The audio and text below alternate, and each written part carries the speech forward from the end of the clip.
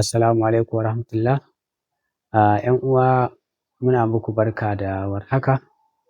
An ji mu shiru jiya ba a ji karatu ba, yanayi ne na gayyatar maulidai, wanda yanzu kun sani cewa lokaci ne na maulidai. Ana leƙawa maulidai wuri-wuri duk inda aka gayyace mu. Lallai muna miƙa goron, muna amsan gayyata insha Allah. To hakan ne yasa ake jin mu shiru, dai idan an ji mu shiru a wannan lokacin to gayyatar mu aka yi maulidi. Akwai abubuwan da muke tafe da su kamar yadda kuka sani, muna ansa tambayoyin da kuka tura ta comment section. Tambaya abin da ya danganci sanin manzila na ɗaurin aure, ko fara neman aure, ko fara soyayya, ko kuma abin da ya danganci burjinka. Kana so ka san burjinka da ɗabi'an burjinka da rayuwan burjinka, to za ka tambaye mu menene kake buƙatan sani game da burjinka. Za ka ajiye mana sunanka da na mahaifiyanka da kuma abin da kake so ka sani game da zodiac sign naka, wato burjinka, tun daga himlu zuwa hutu. Duk abin da kake so za mu zo maka da shi insha Allah. Sannan aure ne ka yi, auren gidan ɗaya ne zuwa auren gidan tara, to duk auren da kake so ka san bayaninsa game da auren, in Allah da shi ma za mu iya zuwa da shi. Za ku iya tambayan mu akan wani aure da aka yi, ko kuna son buƙatan sanin auren, ko za a yi auren ana son a san ya alkhairinsa yake, ko kuma an riga an yi auren ana cikin matsala, ko kuma ana cikin wani yanayi ana so a gane auren wani kala ne. To za ku iya turo mana da tambaya ta comment. Idan an yi auren ku gaya mana, idan kuma ba a yi auren ba shi ma za ku iya mana bayani.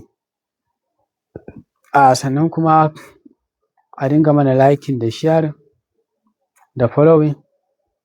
Kuma masu buƙatan sanin sirrin ruhi na aurensu, shi sirrin ruhi wani bincike ne muke yi don gane wani irin ɗaukaka aure ke da shi, ko da an yi auren ko ba a yi ba, wani irin aure, wani irin ɗaukaka yake alaƙan tsakanin mata da miji, wani irin alaƙa yake tsakaninka da abokinka, ko kuma yaron gida, ko kuma za ka ɗauki wani aiki, ko kuma za ka je neman aiki, ko kuma za ka bar gari ko ƙasa.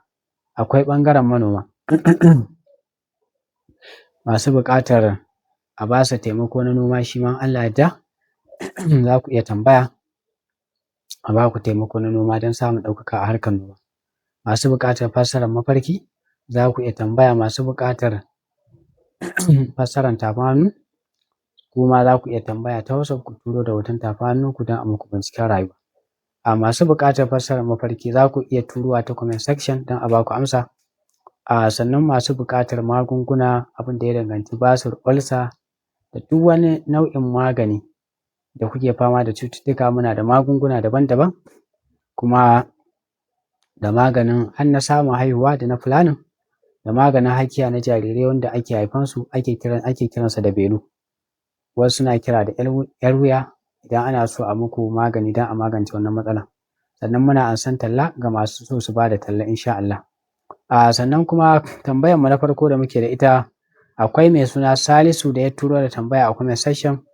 Yana so ya auri mai suna Mariya.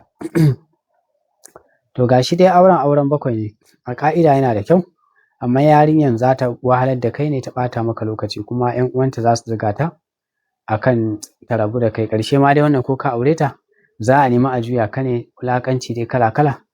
To a bakwan wannan, bakwai daman kala-kala ne, akwai bakwan da yake zuwa da irin wannan. To wannan shi naka ƙaddaran kenan. Za ka iya dai ka dage da addu'a, shi ne abin da yake tafiya, amma ba zai hana a samu kuɗi ba. Yawwa, ƙalubale ne kawai na rashin soyayya na tsakani da Allah. Sannan akwai wanda ya mafarkin, ya turo da tambaya akan ya yi mafarkin ana zare masa rai. Yawwa, to lallai shi wannan yana nuna cewa mutum zai samu imani, zai samu kyakkyawan imani a ƙarshen rayuwarsa, ma'ana kyakkyawan ƙarshe. Sannan kuma wani shi kuma ya mafarkin a kabari ne ana yanke ciyawa a saman kabari. To shi kuma yankan ciyawa a saman kabari yana nuni da neman afuwa ga Allah da kuma neman addu'an ‘yan uwansa. Ma'ana shi idan ya nuna cewa wanda aka yi mafarkin da shi kuma ai mafarki da shi, ko shi kuma idan wanda ya kai mafarkin ne wannan to lallai ya ci gaba da neman afuwa ga Allah, ya ci gaba da neman afuwa. Idan kuma wani ne wanda ya riga ya tafi ya bar duniya aka yi mafarkinsa haka ana yanke ciyawan kabarinsa to lallai yana neman addu'a zuwa ga 'yan uwa. Sannan kuma wannan lokaci ne mai kyau a wannan halin da muke ciki a cikin 'yan kwanakan nan, kwanakai biyun nan da muke ciki lokuta ne masu kyau wanda za a dinga ƙulla yarjejeniyar kasuwanci. Lallai ƙulla yarjejeniyar kasuwanci daga yau zuwa gobe yana da matuƙar kyau, za a samu ɗaukaka. Sannan kuma akwai ko ɓangaren abin da ya danganci sayar da kayayyaki, sa kaya a kasuwa, ko fara harkar noma ko fara harkar kasuwanci, ko noma, ko shuka, ko dashen bishiyoyi, ko abin da ya danganci haɗa maganin gargajiya ko kuma shan maganin gargajiya, da abin da ya danganci tsafta da lafiya dukka za a iya aiwatar da ayyukansu a yanzu. Da kuma neman kwarjini da ɗaukaka, aikin neman kwarjini da ɗaukaka shi ma za a samu ɗaukaka. Da kuma neman sulhu da gyara dangantaka tsakanin wasu wanda suka samu matsala, da kuma neman alfarma wajen manyan mutane da shugabanni, shi ma duka akwai ɗaukaka da ci gaba. Sannan kuma a wannan lokaci a guji yin fushi yawwa cikin gaggawa ko kuma ɗaukar mataki a cikin fushi, a guje shi, idan ba haka ba zai iya jawo nadama ga ma'aurata ko wanda ake mu'amala da su. To saurin fushi a daidai wannan lokacin zai iya ɓata kowace kalan mu'amala, ko ta aure ko ta wata mu'amala daban. Sannan idan mutum ya san bai ma tafiya mai nisa shiri ba, ko kuma bai tanaji addu'o'i masu ƙarfi ba, a ɗan kiyaye yawan zirga-zirga a wannan lokacin tafiya mai nisa gaskiya. Abubuwan da ya kamata mutane su karanta don samun kariya da alheri da ɗaukaka akwai Fatiha da Kursiyu, Fatiha ƙafa ɗaya ko kuma Kursiyu, Fatiha ƙafa 7 ko kuma Kursiyu ƙafa 7, ko kuma a haɗe duka a rubuta a sha ko kuma a karanta. Bayan kowace sallah za a iya karanta shi. Sai kuma sai kuma Alhakamu Al'adalu ƙafa 8, Alhakamu Al'adalu ƙafa 8. Sai kuma a dinga amfani da turare mai ƙanshi a cikin wannan lokacin, za a dinga ganin alherai musamman kamar irin su turaren oud da misk. A dinga kuma yawan karanta suratu Yasin da kuma ya Maliku ya Azizu, shi ma yana da matuƙar muhimmanci idan ana shafa wa'innan turare ana karanta su. Akwai wani mai suna Ahmad da ya turo yana so a faɗa masa mahaifiyansa Hassana burjinsa a ƙarabu ne, an faɗa masa yana so wai a faɗa menene halayen masu burjin a ƙarabu. To kuma masu buƙatan wannan za ku iya turowa mana da tambaya ta comment section da sunanku da na mahaifiyanku don ku san menene burjinku, kuma menene halayen burjinku, me ya dace da burjinku. To Ahmad mahaifiyarsa na burjinka a ƙarabu ne. To a ƙa'ida na masu burjin a ƙarabu mazanku da matanku da kai kanka Malam Ahmad, mutane ne masu kwarjini kuma kuna da son sirri akan al'amurka. Sannan mutane ne masu cikar kwarjini da natsuwa, suna da natsuwa da jama'a. Suna da natsuwa, sannan mutane masu al'umma, Allah ya hore musu jama'a. Sannan kuma jama'a suna matuƙar girmama su, kuma suna da wahalar gane sirrin su kansu, sirrin da ke tattare da su yana wahalar ganuwa musu. Allah ya hore musu sirrika sosai a tattare da su.